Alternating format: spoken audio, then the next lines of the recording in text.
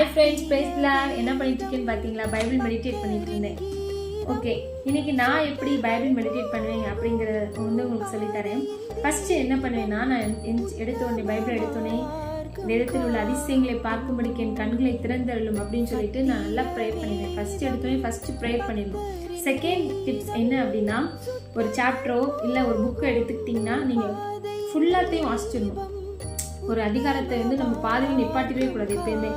அது மாதிரி ஒரு சின்ன புத்தகம் யோனா அப்படி இல்லைன்னா கலாத்தியர் எபேசியர் அப்படின்னா ஃபுல்லாக வாசிச்சிடணும். அதுக்கப்புறமா அந்த அதிகாரத்தில் இம்பார்ட்டண்ட்டான வேர்டு அப்படி இல்லைன்னா வாக்கு தத்தங்கள் இருக்கும்.